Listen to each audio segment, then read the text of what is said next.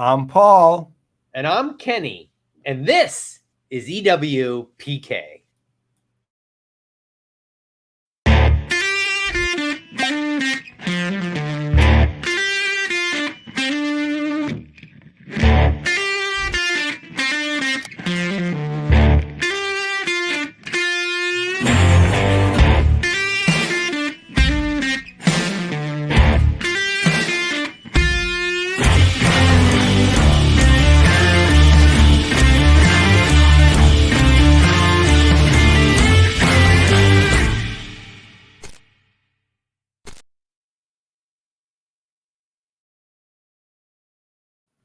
You know what? Mr. Greenberg. I love that intro. I do too. I really love that intro. Every time I watch it, I think kittens. I know. Not surprising that's where you focus. I just think I just like it. It's exactly the right kind of vibe. It was really well done. Yeah, well, we have a really good graphics and video person. Because first it was just you, and then I came on board, and then yeah, well, I mean, you know what? The show would have been crappy with just me.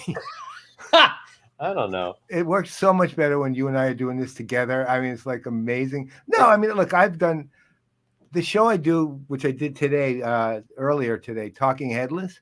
I mean, that one works with me. It's fine. But but this one, let's put it this way.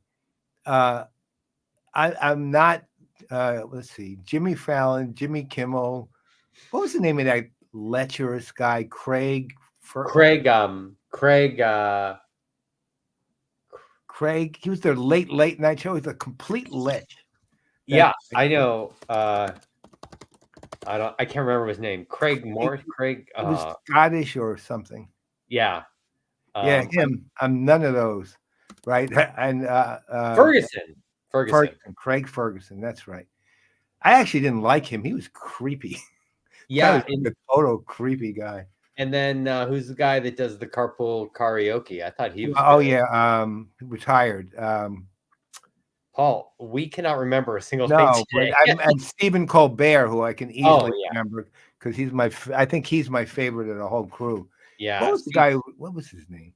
I can picture him too. I don't know, but very talented guy.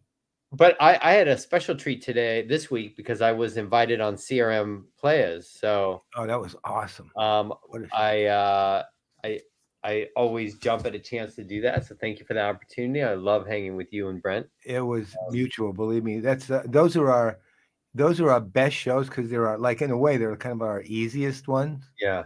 So because you, me, and Brent, we shoot the breeze for almost an hour, basically. I know it was really great. So thank you for that invite. Oh, listen, I do have one announcement that I do want to make. So for those of you who know that CRM Playas well, and that's whoever is watching this later or now, we've been around 15 years, and as you know, that we announced a live event that we'll call for November 11th and 12th this year to celebrate the 15th anniversary. It's called IRL 2024, right? And we actually made some changes. You can probably call it now IRL 2025, and it's probably going to be January 20th and 21st. The only possibility is we're waiting to hear back from the Atlanta Hawks about the possibility of renting a VIP box kind of thing, so that we can do at the VIP event can be done at the game.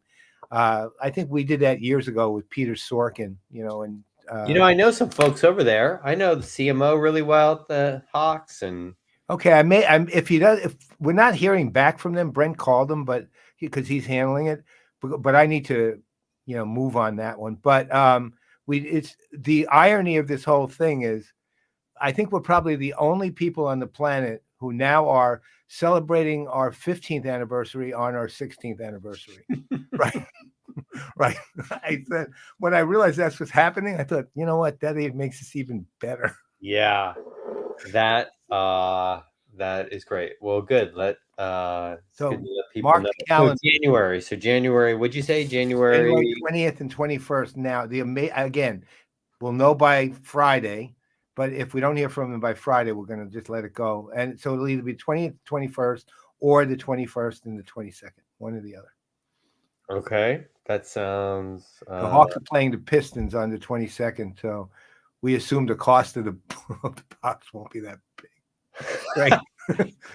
Yeah. Well, they're not exact. Pistons aren't. That's not. Let's say that's not a big marquee game. No, it isn't. That's actually good timing. So, could be a little chilly in Atlanta, right? In January, or no?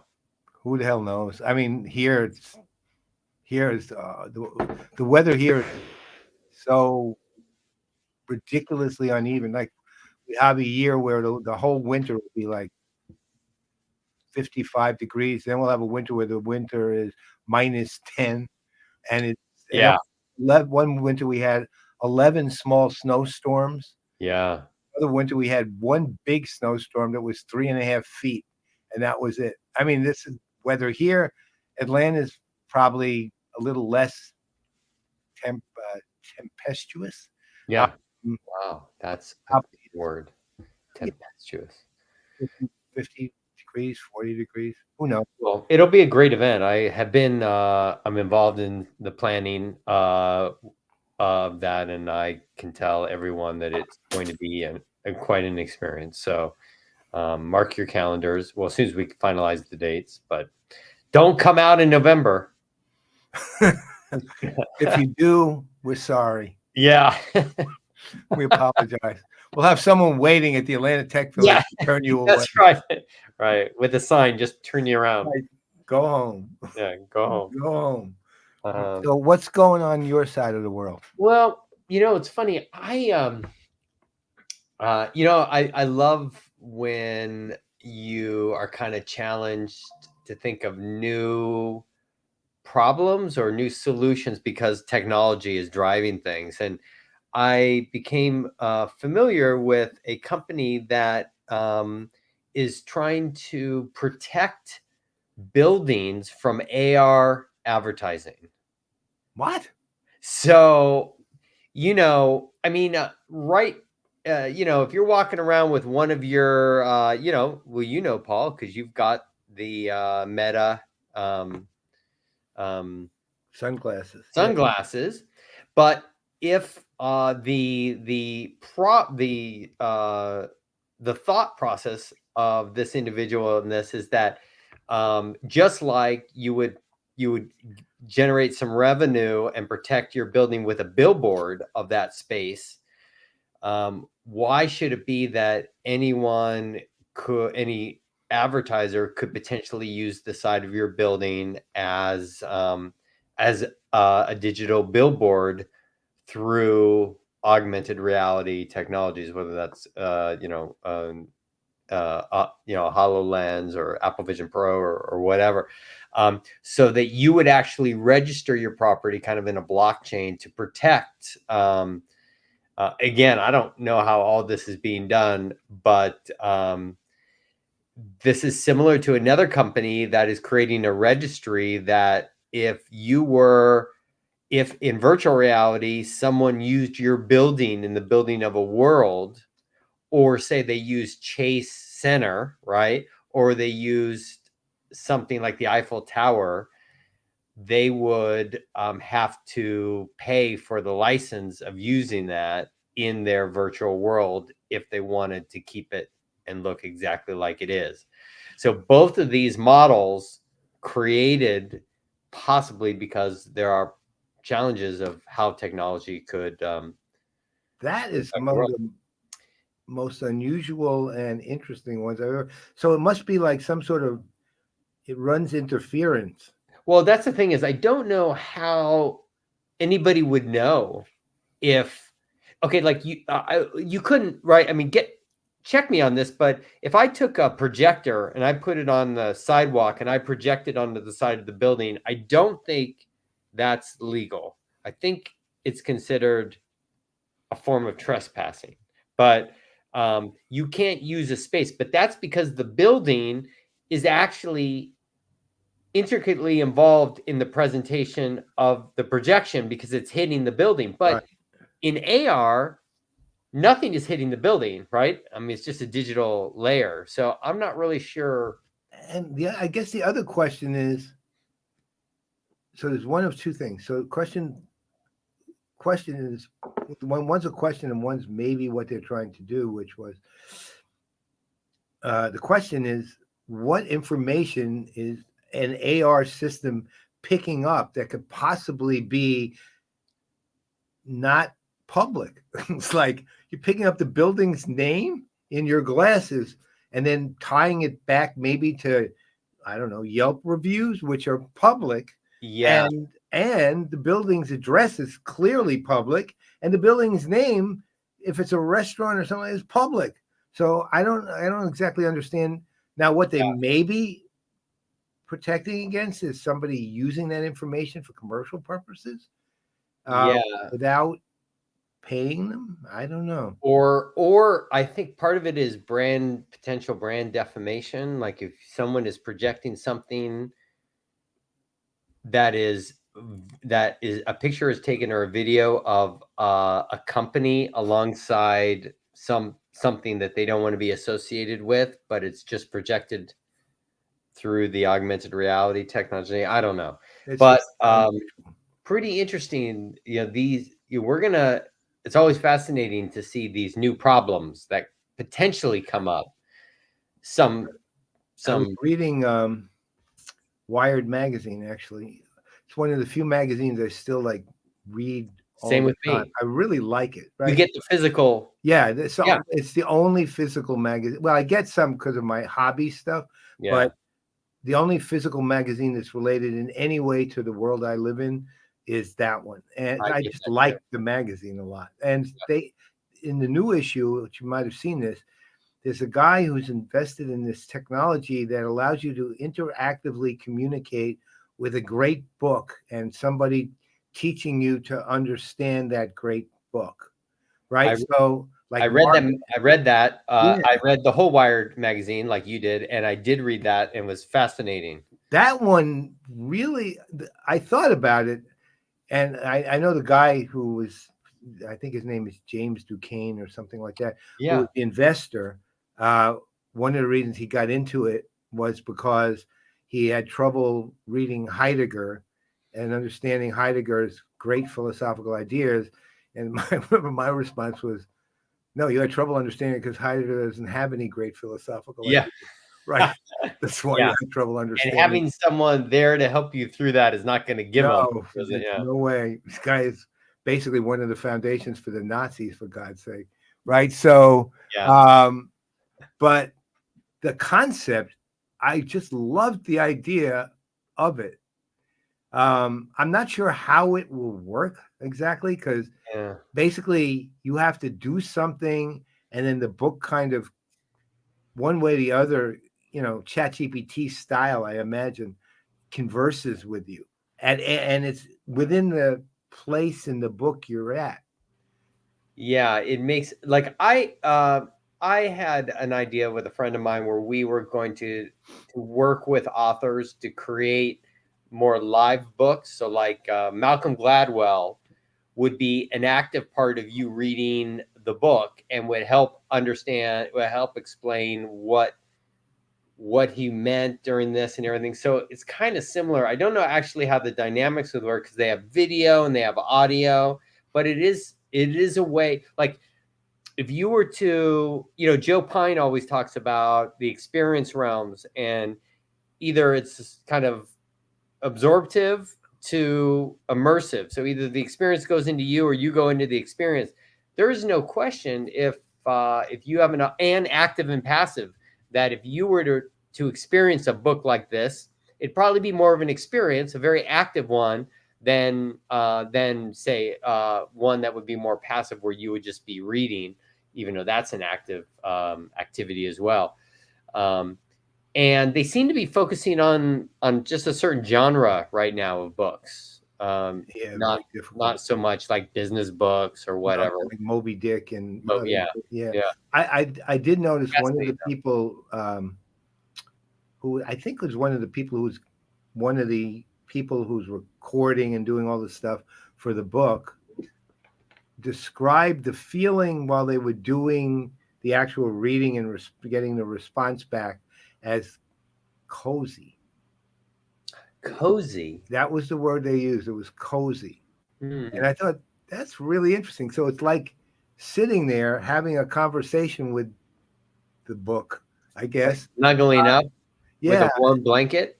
Yeah. and just hanging out, right? So, and I think that's the intent too, is to make it a not a scholarly thing, to make it a kind of conversational Right. discussion with somebody who has some insights into the book and can respond. Can it's a little bit raw to me, but So I wonder if, like on Amazon, you're gonna be able to buy the physical book, buy the ebook, and then buy this enhanced whatever book.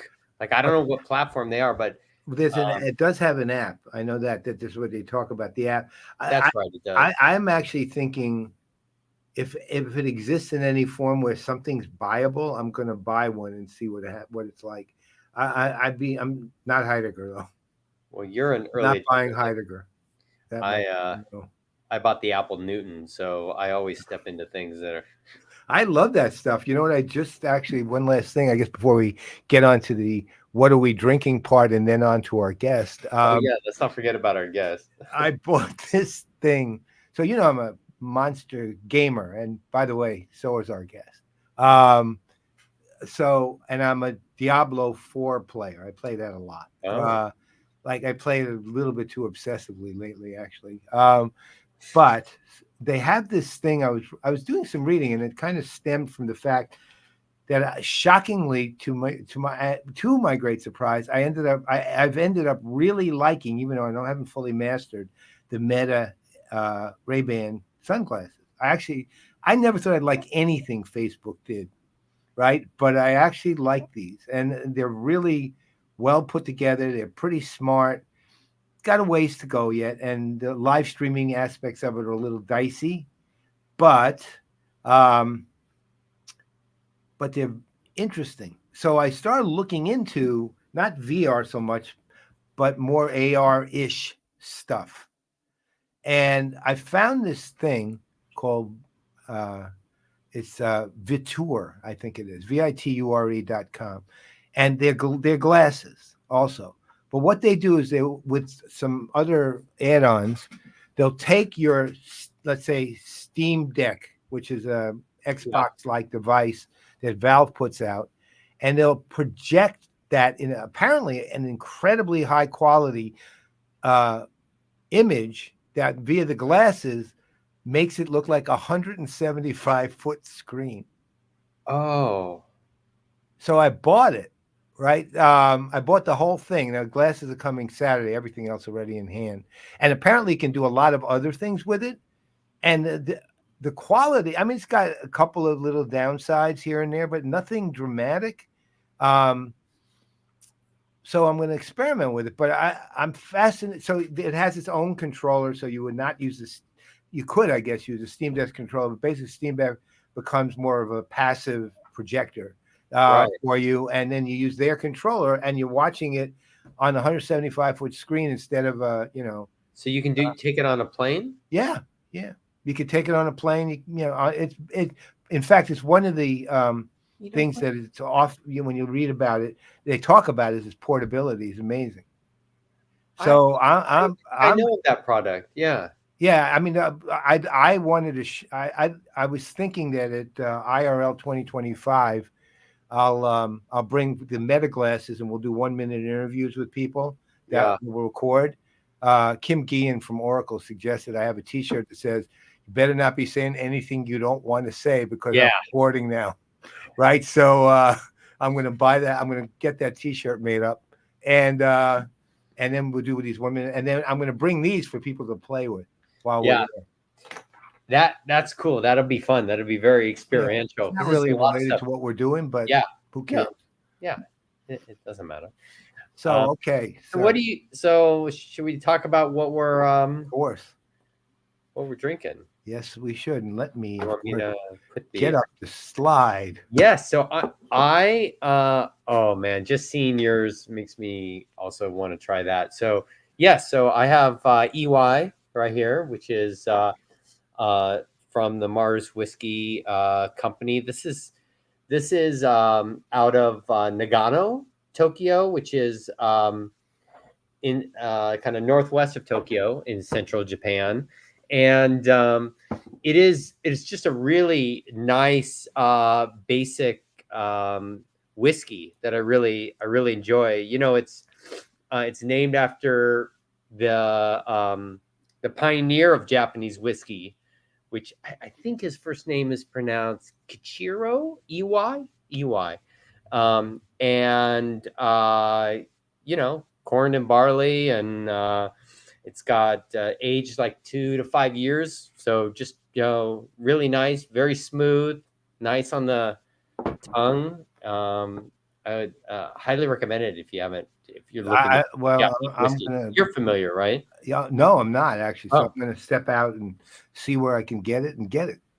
yeah, it's like Sure. 70% corn, 30 malted barley, and just really a nice. Japanese whiskeys are an area I'm kind of deficient in. I've got like 8 or 9, but I don't really Well, know. there's some that are more well known. Yeah, like I have. Suntory. Interesting. I had this one time in my life. I spoke as a favor to Calidus Cloud. I did a presentation to their board. And it was just they said, I didn't charge them for it. I said, look, you already got me as a consultant. Why don't I just do it? So I did it, and they sent me as a gift a bottle of Hibiki 21. Oh yeah, Yeah, and it's my favorite of all time Japanese whiskey. Back then, it ran $500. Now it runs about $1,500. no, that's a very generous gift. That's Oh, that's it's really that's not. I was, someone who knows what they're doing made yeah. that decision, Giles House is the because you man. don't just pick that No. for any reason. Like, that's a very deliberate decision. Well, actually, it was both Giles House and Leslie Stretch, who was the CEO and the CMO and CEO, respectively. Wow, So well, this is Teeling, as always, Irish whiskey. We've talked about before. Alex Chasko's the master distiller at Teeling. I don't want to call him a friend. That's probably too forward, but he's a good acquaintance. I mean, we communicate. He's in my last book, and so the whole Teeling experience, because it's very different than traditional Irish whiskey experience. Traditional Irish whiskey, like Jameson, is based on that tradition. Teeling is based on contemporary thinking. Right? They were the first new distillery, Irish whiskey distillery in Dublin in 125 years. When you go on a Jameson tour, it's focused on history, and you see everything back to the 18th and 17th centuries and blah, blah, blah, blah, blah. Here they have a room where you kind of wait before you go in to see the actual distillery, which is like somewhat historic, but they don't dwell on it. They don't dwell on history. Yeah. And then they bring you into a room which is designed for contemporary, for the most part, millennial audiences, where every single piece of equipment has a window in it, right? And you can literally see what's going on inside. And then they have people who are guiding you in 16 different languages. Wow. And in the meantime, there's a tasting room, which is, think of a Millennium Bar, literally about the same thing, except only kidding. Paul, we just lost your sound, or it turned to kind of weak. Really? There we go. Now you're back. Yeah, probably clipped. Maybe it's too loud. Hold on. How's that sound? Perfect. Okay. Yeah, probably clipped. That's okay. That'll. It's sounding Good melodic. news about recording is that will get eliminated in the recording. It's Yeah, automatic. so if you're hearing it live with us, sorry. Yeah, but in the recording, you'll wonder what the hell everyone's talking about. So, at least theoretically, we'll see. So anyway, this is the chestnut cask version of Teeling's single cask whiskey. And the thing about this is, you know, It's the old oh, yeah. It says chestnuts roast. chestnut on there, really small, right down there below. Oh yeah, it's hold on, hold on. Let me Oh yeah. hold on.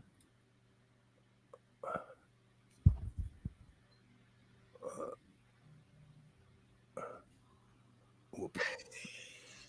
Yeah, I could zoom in, but it's too much work. Yeah, down there in the white. Yeah. Uh, Yeah, too much work, but look at yeah, this is. I this camera has a nice zoom, but I'd literally have to stand up and turn it. Right. Yeah. So unfortunately, we don't have any cameramen behind me. no.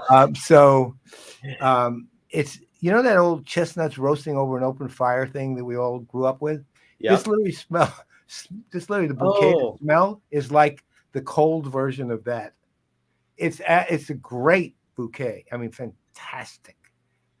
I mean, it's just it's the only way to describe it. This sounds stupid because I think most of the language used in whiskey and wine discussions is stupid. It sounds it smells round, right? It smells rounded. It's Yeah. like this big, encompassing, not big. It's a middling, encompassing thing, but it's rich and it's sort of mildly sweet, I guess is the word. Yeah. But not heavily sweet, and the taste goes to that too. Please drink with us if you're drinking. So that's it. I highly recommend it if you can get it in the U.S. I think you can in this particular case. And that's the show. Yeah. Oh, sorry, guess we're out of time. Yeah. Sorry, we're out of time. Too much talking. Okay. Well, Well, you know what? Before we talk about and introduce our guest, yeah. you know what it means. Yeah. Did I'm you call already, Uber? Yeah. Call Uber? I just pulled up right now. My guy's not here yet. Chevy Nova. I'm just what color? beige. Ay, be careful then. Yeah. Anybody driving a beige Chevy Nova, somebody got to worry about. I know. All right, mine isn't here yet. But okay. Well, hopefully I'll see you there. If I'm gonna go because I don't want to get I'll charged call for Flash waiting and he can get me there. Yeah. All right. I'll meet See you over there in just a minute. All right. We're going.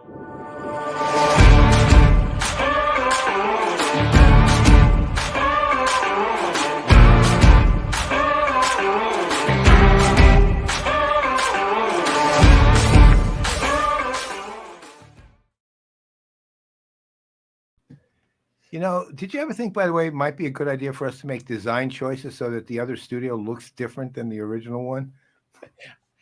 No, I've never thought about that. No, we probably should. I think we should. I like having it's kind of like having digital twin, just exactly the same.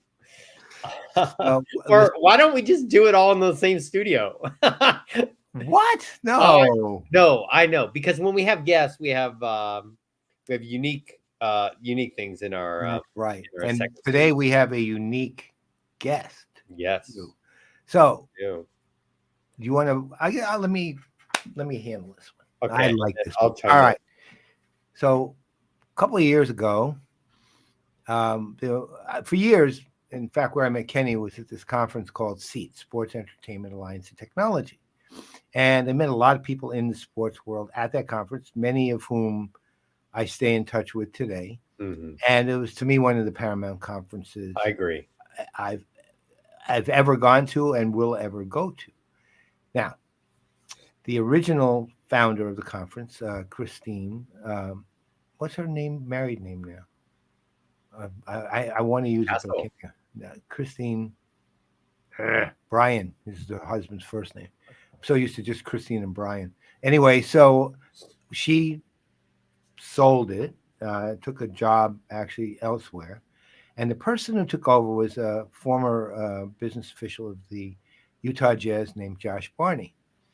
So I connected with him, and what a great guy. I mean, like, just an incredible human being is the best way to put it. Just a good human being, somebody who actually is, I guess he's he's an experienced business person, but as good as he is as a business person, he's even better as a human, right? As a human being.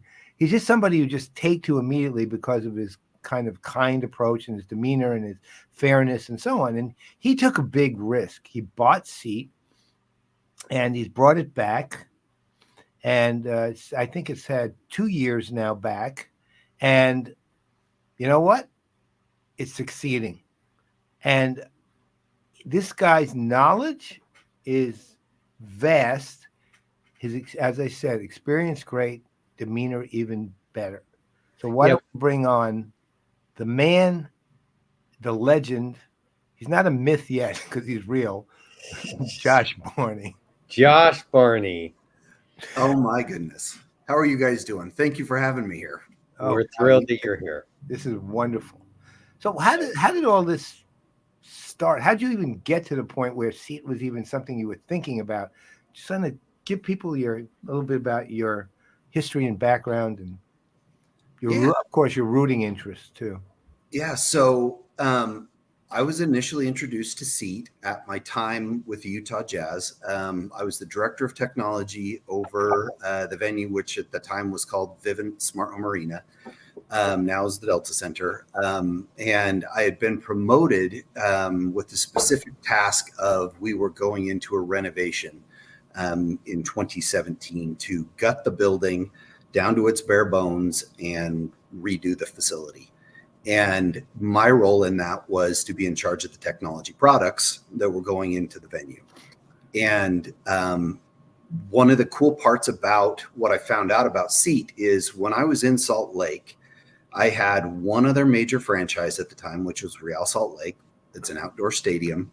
And then I had the local universities. And when we talk about knowledge share and what that ends up being, I really didn't have anybody locally at that time who had been exposed to some of the things we were trying to do when we were building the venue of the future type of thing.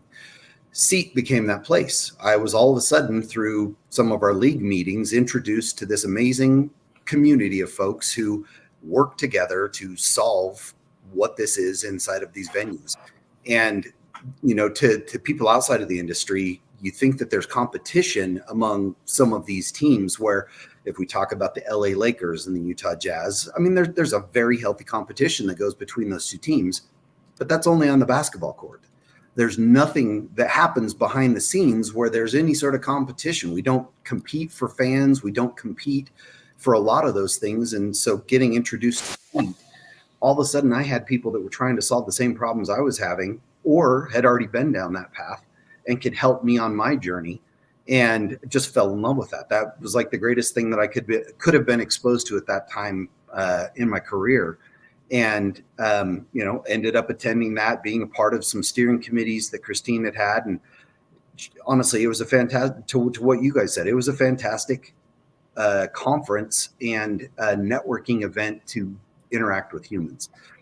You know, to me, Josh, I mean, the Seat holds a special place in my heart. I was running marketing for the Golden State Warriors at the time. Obviously, I met Paul, he's become one of my closest and dearest friends. And a lot of other really incredible people were there. But one of the unique aspects of Seat, which you had discussed, is that you know, at the time I was with the NBA. The NBA, there's a lot of echo chamber talk. There's a lot of just you know, no new ideas. We're doing the same thing the way we've always done it. And I would go to these events with other NBA teams, other NBA associations. Seat, for me, broke that model because it brought together teams, associations, groups from the US, global.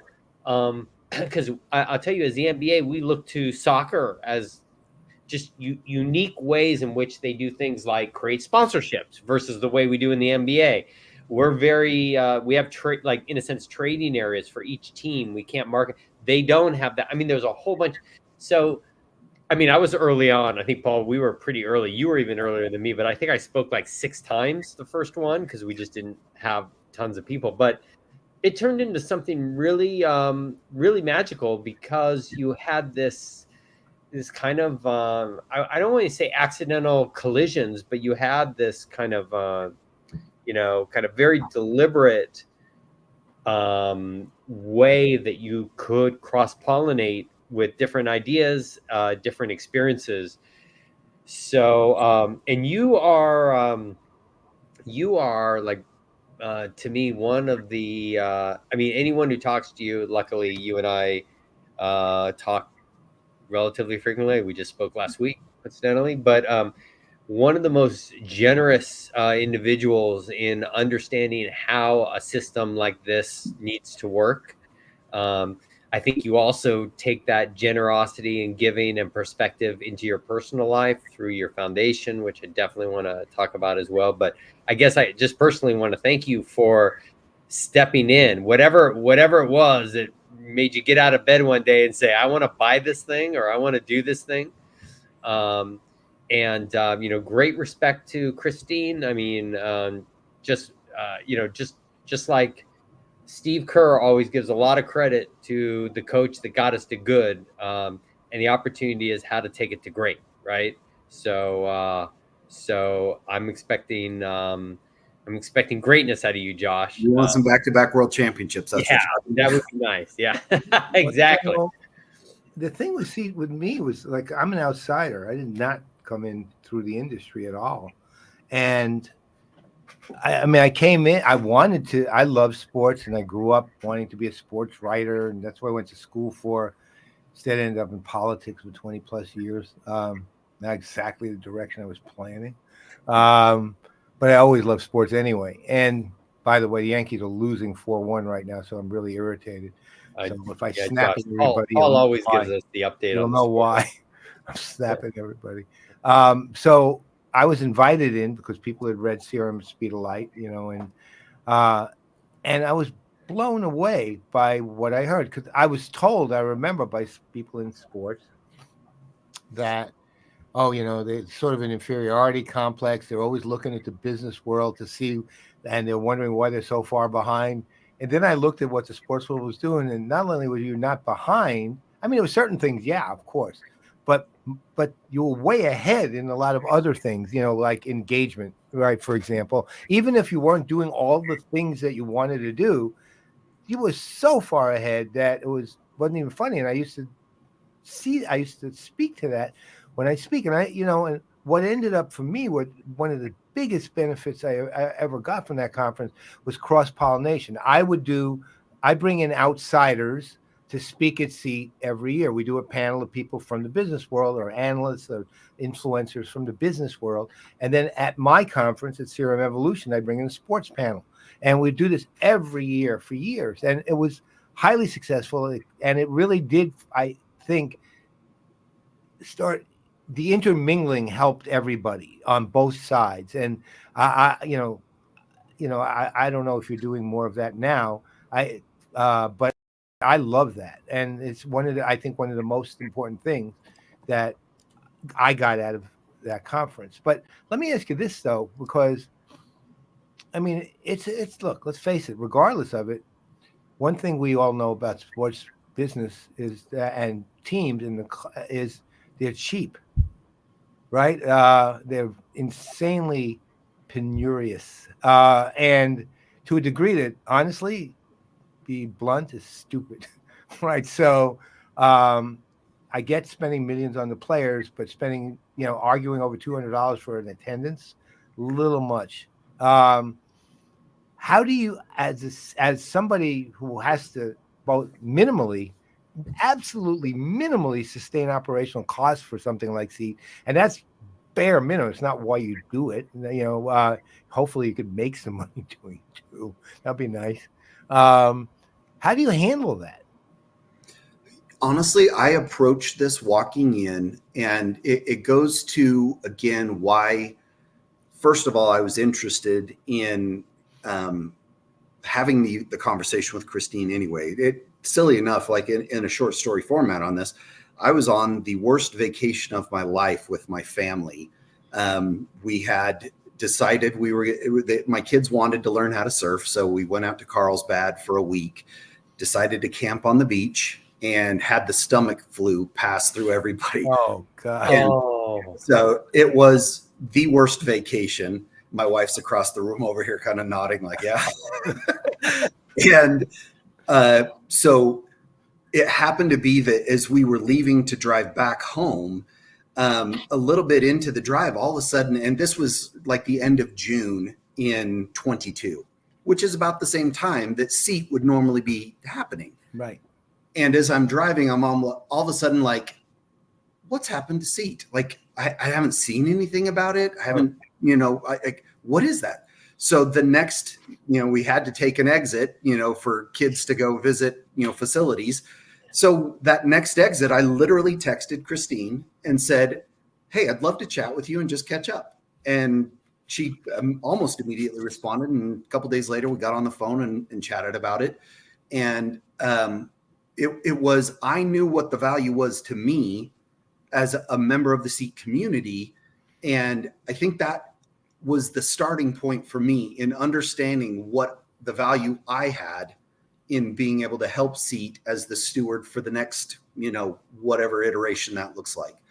And it was that the community piece was the most important to me. So how I approached the pricing on this and knowing what that looked like financially from a team perspective, I wanted to put it at a price point where I knew that people would be able to make a choice at that point in time about being able to attend and not have to sacrifice something. So it was an intentional way that I went in and priced it in a first year, literally went in bargain basement on it, as again, I didn't want a barrier to entry. So if you want to be able to be here, we can price it that way. And then this last year raised it up a little bit, but still kept it in a very economical range, specifically because we wanted people to be able to participate who wanted to be there. And so a lot of how I approach this stuff is you have to be intentional with it. You can't do stuff just on a whim or whatever. Like, it has to align with what your why is, and my why follows with what the community is. And if I can help people along their path and SEAT is able to do that, we can foster and kind of curate what that community looks like that way. okay. I got the name for your book on SEAT. It's the SEAT Conference, from bowels to birth, 2 movements that changed my life. I think that would be perfect. God. The foreword will be amazing. Yeah. Let me write the forward for that. I mean, that's just incredible. I mean, so the reincarnation of and it is to some degree reincarnation. You've taken some steps to change things in the way, like vendors and that sort of thing. But this all came out really of a moment when you were like missing this conference or wondering where this is, and having it leave a little bit of a void, not only for your life, but I think for others. I mean, I don't want to overdo it, like, this is like, but no, you're totally true in there. We had people come up at our first event in Salt Lake that we had last year, and they said, it has been so good to see the people that we haven't seen for years together. So there really was a void, and we jokingly called it the family reunion. That's what it felt like. right. It was getting back together with your friends and family type of thing. Like it meant that much to people that way. So that goes to the heart of something that I think is super important, which is the cultural side of all this, right? I mean, when I've been an analyst for, I don't know. I mean, let's say this. I've been an analyst for probably 25 years. I've admitted it for about 15, right? I used to call myself a chameleon. And they said, why? I said, that way I can be anything you think I am, right? But I would deny being an analyst. But then I realized, it's not so bad, right? But one of the things I've always focused on is not the products, but the companies. And the cultures are primary to me. Company culture. SEAT, not only was there a sort of a sports-driven culture, but it had its own culture, its own version of that culture, I guess. Can you talk to and you kind of started saying it, which is the most important thing, was the community. And Christine was an astounding nurturer, like I've never seen, really, maybe the best I've ever seen at building that. And so talk to sports culture a little bit and Seat's kind of version of it, because I think it's important that people to realize that sports culture is not only getting on, social media and trash talking every other team, right? So, can you talk to the actual culture of the sports world a little Yeah. bit, and then Seat's kind of vision and version? Yeah, and one of the things that is, from my perspective, one of the most important pieces of this for sports is that we help people do what they do better. And I think that that includes a lot of the stuff that we talk about internally, because obviously the product itself is what sits on the court or the football field or the pitch, whatever that ends up being for that, is completely separated in most instances from what actually goes on behind the scenes. And there's a lot of things that I feel like it goes back to being intentional. And one of the things that I think is most important is that we make decisions in sports that reflect what we put forward as our values.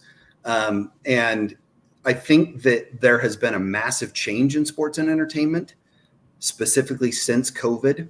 I could talk to what it was pre-COVID, and then I haven't been on the team side, but I see what's happened. So pre-COVID, as an IT professional, we were interacting with most of the internal teams on any of these projects that would go on inside of a venue.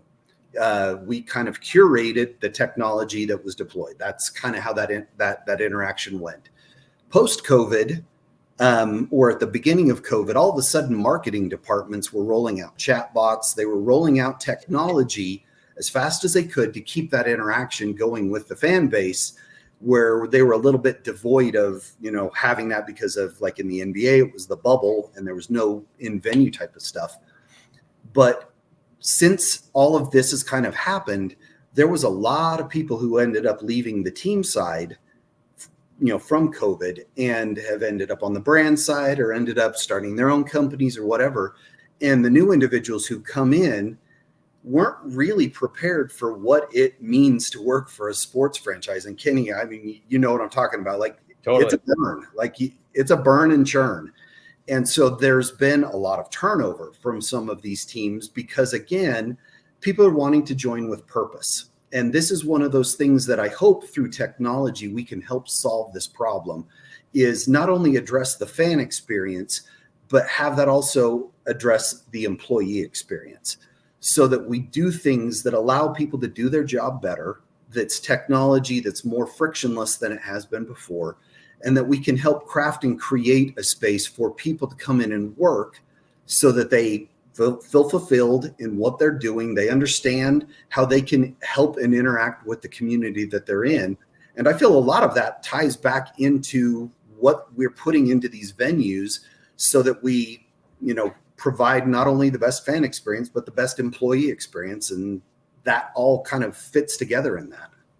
Well, and I think, to your point, there's been plenty of studies to show that it's hard to have the most ideal customer experience if you don't have that employee culture and employee experience. There's no reason that wouldn't carry over into front office to fan experience as well. I think what you said is spectacular, because I don't think a lot of thought goes into that, because most of the focus is the product you put out in the public, right? I think I made an ill-fated comment at one point in time in 2016 or 17. We were in an executive meeting, and I had made a comment that I said, we just happen to have a technology company that just happens to play basketball. Oh, yeah. And it was that mindset change that we needed in sports and entertainment. We need to start understanding that the product isn't basketball anymore. Our data is more valuable than a lot of the things that we do. And starting to create and use, like a Netflix model to where how we interact with folks, instead of it just being how we've always done business. There's a deliberate mind change, a thought process that has to happen, where you start to interact with your fan base differently. And it also means that the employees have a different kind of role in what that looks like as well, and how that is. But I feel like that's the change. And culturally, we can't just keep doing business the way we've always done it. There has to be a shift that aligns with that for us to do this properly moving forward. You know, someday I gotta send you the deck I presented to all the NBA teams entitled "What Business Are We Really In?" I want Paul, if you don't mind, I want to make sure that we spend some time, because yes, you're doing phenomenal stuff around Seat, and you're moving in the way you interact in the same way. Like often when I meet really amazing people, my question is, how is that like the rest of their life? Like, how do they carry that through? And you've created a 501c3 that is just so special and unique. I wanted you to share with the audience kind of what you're doing there and what the impetus was behind that. Yeah. Something that's obviously, I'm going to get emotional. I apologize. It's okay. Something that's really meaningful to me is most special person in my life. That's my wife. And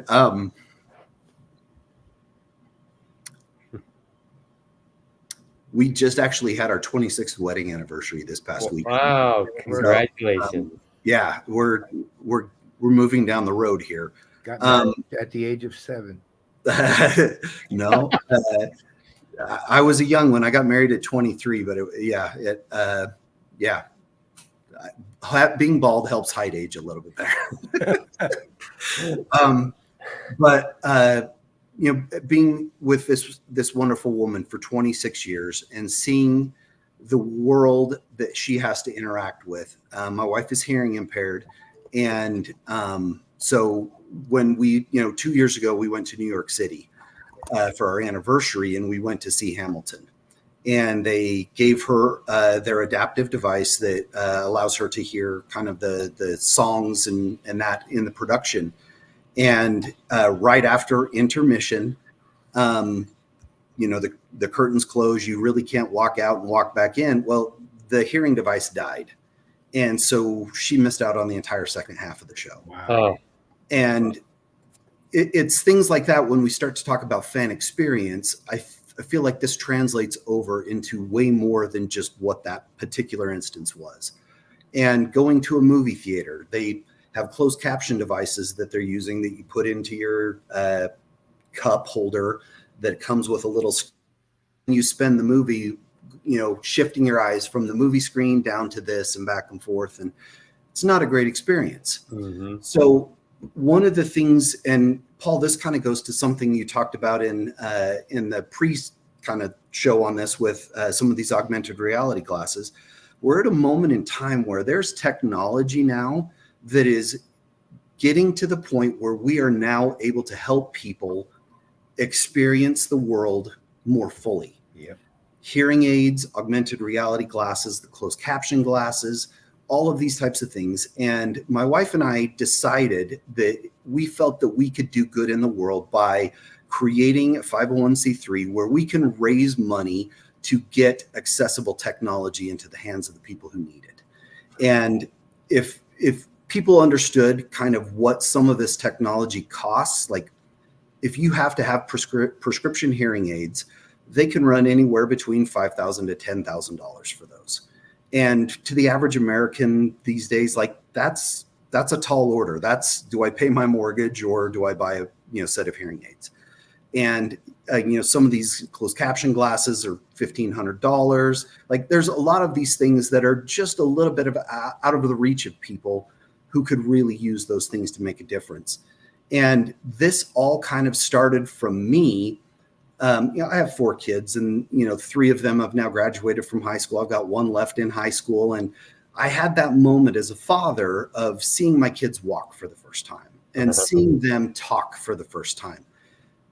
But they didn't appreciate that at the moment that they were in. I appreciated it from being the spectator and what that was, but they didn't appreciate it.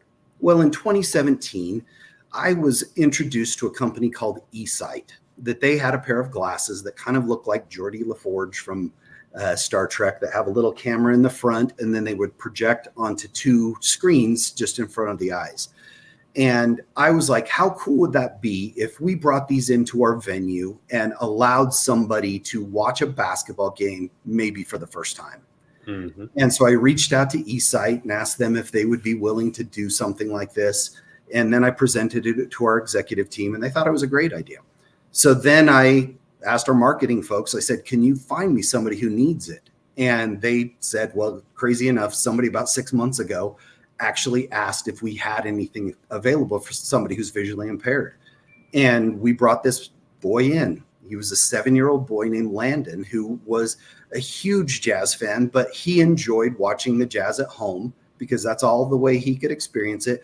And it was by pressing his face up against the TV and following the motion as it moved around. Wow. So we brought him in, we fitted him with these glasses, and he watched a playoff game. And we took him down, and he got to sit on the front row for the shoot around. Jazz Bear came over, took him around, and introduced him to all the players. And Joe Ingles, who I will say is my favorite that I've ever interacted with in the NBA, took special kind of notice of this boy and was very curious about what was happening with those glasses. And he even talked, I've got videos of it where he talks about how it distracted him from the game because he wanted to know more about what was going on with that boy. And so after the fact, found out that he had a condition where these glasses allowed him to see. And Joe goes, well, how much are they? And I said, they're $10,000. And he was like, can I buy them for him? Oh, Oh my God. And so this boy immediately had something that was life-changing to him. And the crazy part is I haven't interacted with these folks, Landon and his family, for 7 years. And yesterday I actually had a conversation with his dad. Just wow. weird how everything turned out. And I asked him what that meant for him in that change. And he said that it was obviously early adopted technology. So there were some bugs and stuff like that that ended up being problematic. But from a social perspective, he went from the boy who was blind and maybe a little awkward that kids didn't interact with to now he was Joe Ingles' friend and he had these cool glasses. And from a social perspective, he all of a sudden had a whole new perspective on life. And at that game, watching him watch the basketball for the very first time, I now, in my fatherly kind of role, watch somebody who could appreciate something like that. And to see the joy that came about, it was like, this is what it's about. This is why we're here. And so that's where I'm coming from when we start with this. We're calling it the Joshua Tree Project. The Joshua Tree, obviously, my wife and I lived in Las Vegas prior to our time with the Utah Jazz. I worked at UNLV's campus there.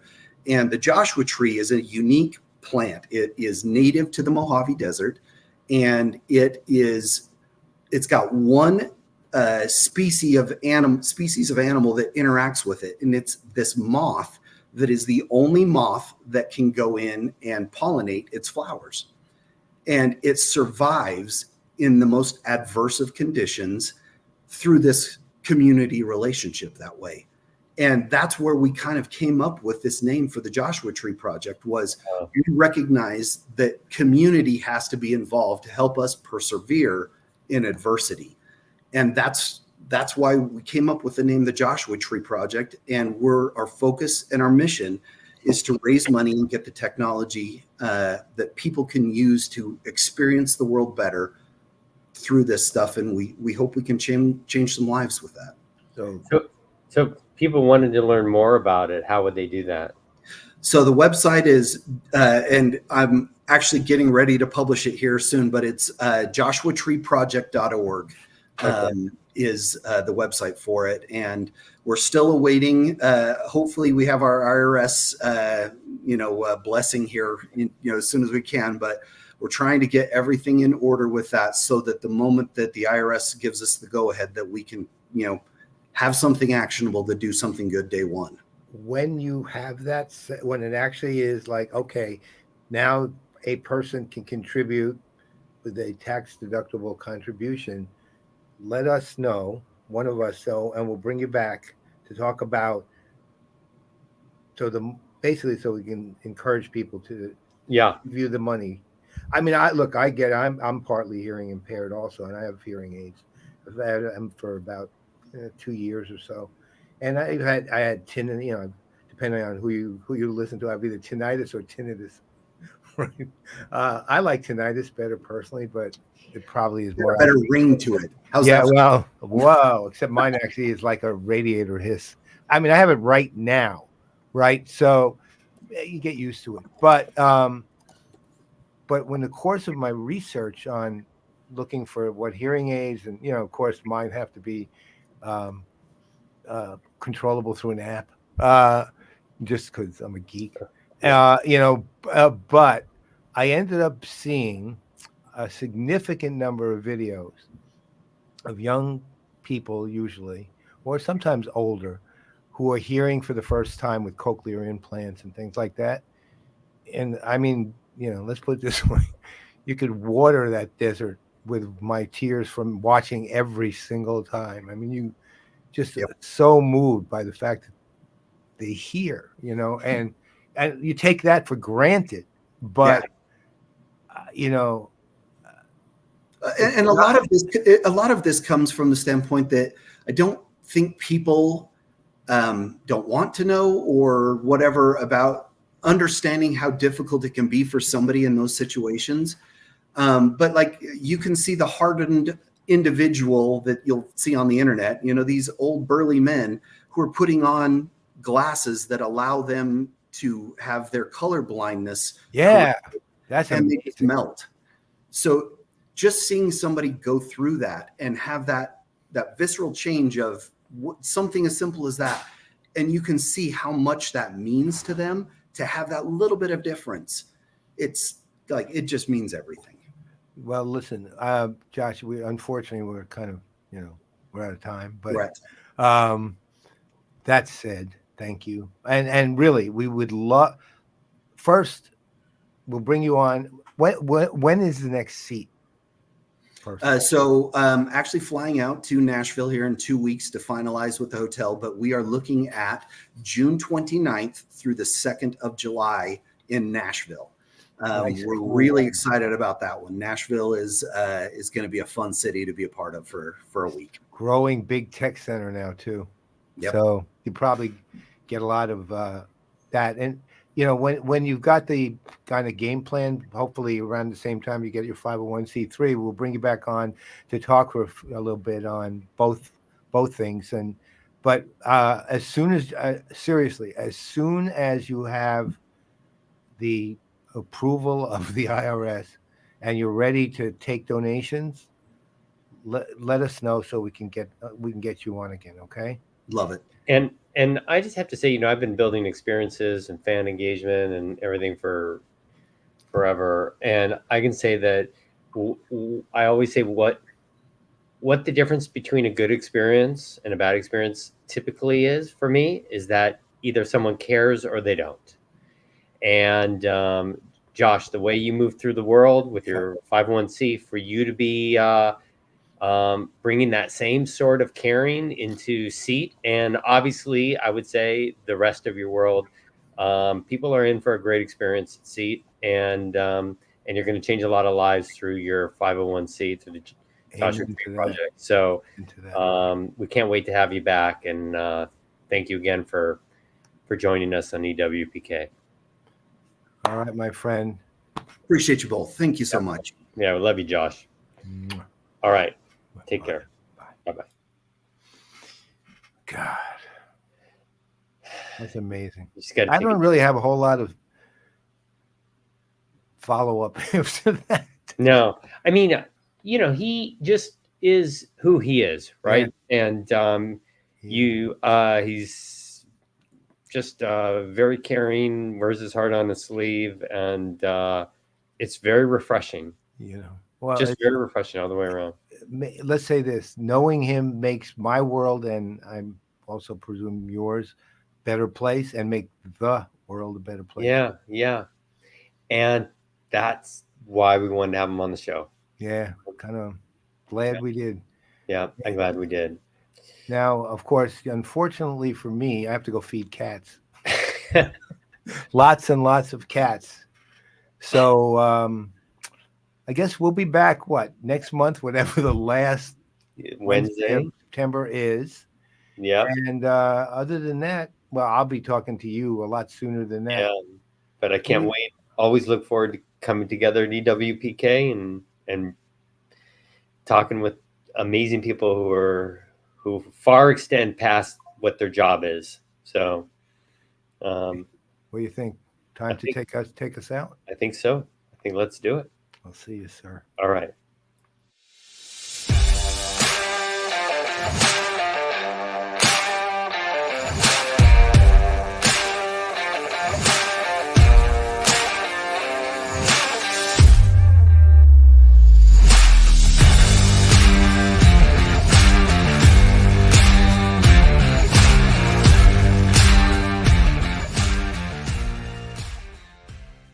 This has been a Players Productions Network digital broadcast.